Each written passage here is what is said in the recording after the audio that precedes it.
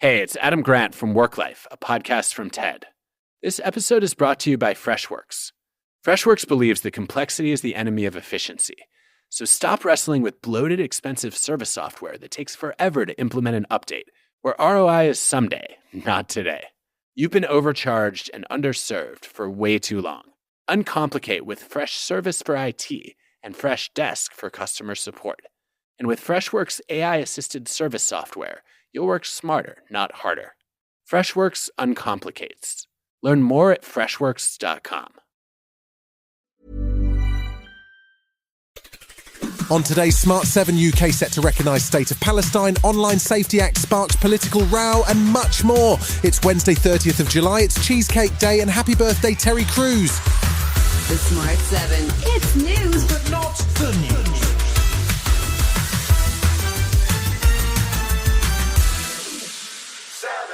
There's been mounting pressure on UK Prime Minister Keir Starmer and his government to take action on the escalating aid crisis in Gaza.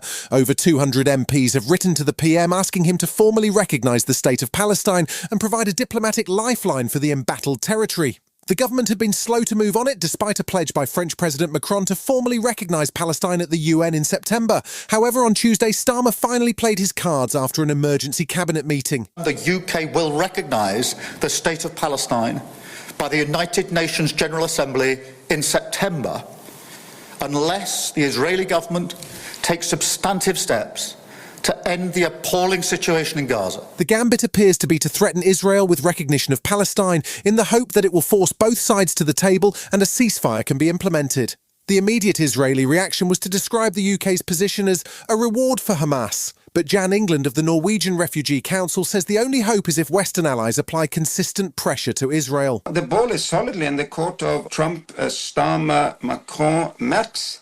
They have supported Netanyahu. They need to exert much more pressure. If not, they will be accomplices.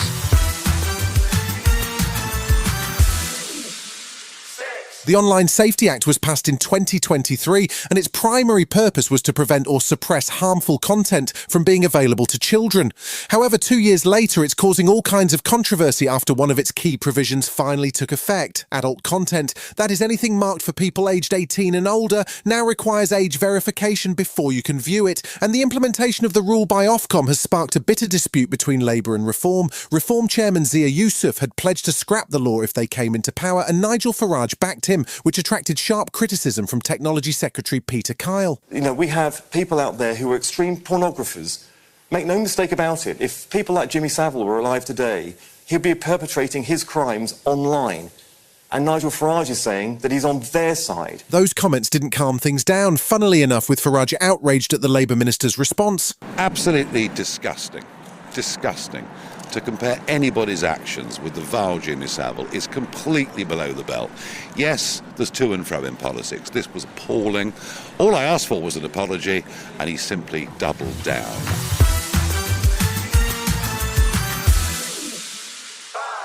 Donald Trump wrapped up his Scottish tour on Tuesday as he officially opened his new 36-hole links course, which he dedicated to his mother, who originally came from Scotland. He also met with Scottish First Minister John Swinney, who he hailed as a very special guy, although he didn't commit to taking any action on whisky tariffs for his new friend. Trump also had more kind words for UK PM Keir Starmer before he left, thanking him for being very gracious. The US president is due back in September for his second official state visit, but before he signed off, he made time for some humble bragging. As you know, we stopped a war, but we stopped about 5 wars, so that's much more important than playing golf. As much as I like it, it's much more important.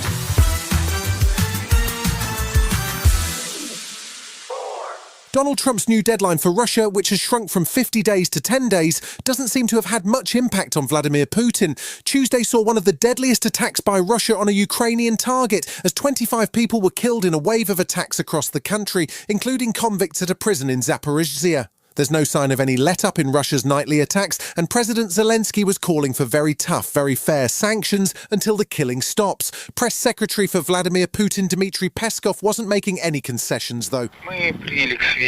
We have taken note of President Trump's statement.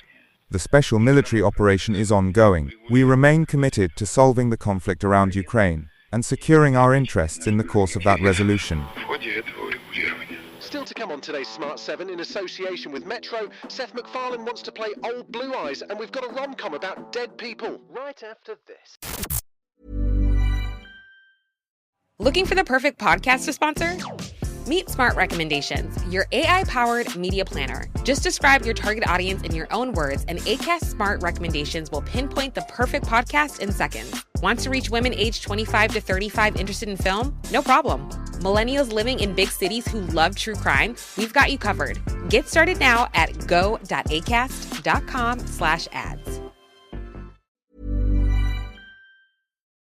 Welcome back.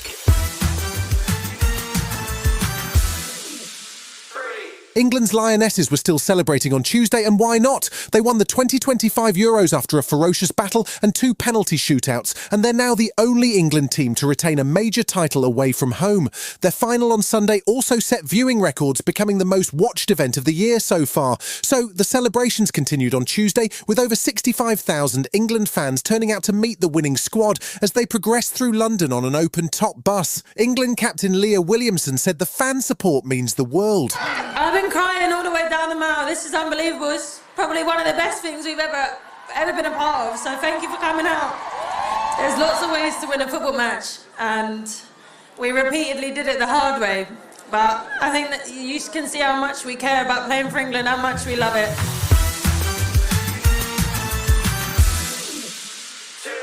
Seth MacFarlane hardly ever takes a day off. The creator of Family Guy, American Dad and Ted is busy making TV shows, but that's not the end of his schedule. He's also a producer of the new Naked Gun reboot starring Liam Neeson and Pamela Anderson, and he has a long-time fascination with Old Blue Eyes Frank Sinatra. MacFarlane has an incredible voice and has just released an album called Lush Life, which features original Frank Sinatra orchestral arrangements, and he might just be thinking about a biopic too. I mean, Sinatra's career spanned 5 decades, so I don't know. There'll be a lot of CGI. Many people have tried to make a Sinatra biopic, and I think that's the challenge, is that he started when he was in his 20s, and he finished when he was in his 80s. So either it's 3 different actors, or it's a Pixar movie.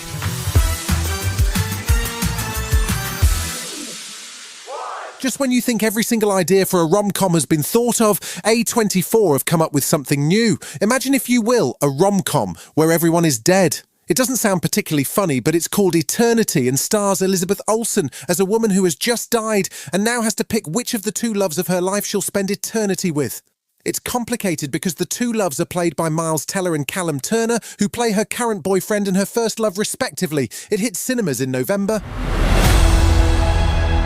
I know this is a lot, but don't worry, I've been doing the research. Larry! What do you mean, Larry? We were together a week ago. Well, a lot has happened in a week. You died, I died, I just been reunited with both of my dead husbands, and I have to pick where to spend eternity. You've been listening to The Smart 7. We'll be back tomorrow at 7 a.m. Hit that follow button and have a great day. Give us 7 minutes, we'll give you the world. The key to good skin is hidden deep in the ocean. Osea's Undaria algae body oil harnesses the powers of Undaria seaweed for silky, soft, and glowing skin. Clinically shown to instantly improve skin elasticity, Osea's Undaria algae body oil isn't your typical body oil. Get 10% off your first order with code SEAWEED10 at OSEAMalibu.com. Plus, free samples with every order and free shipping on orders over $50.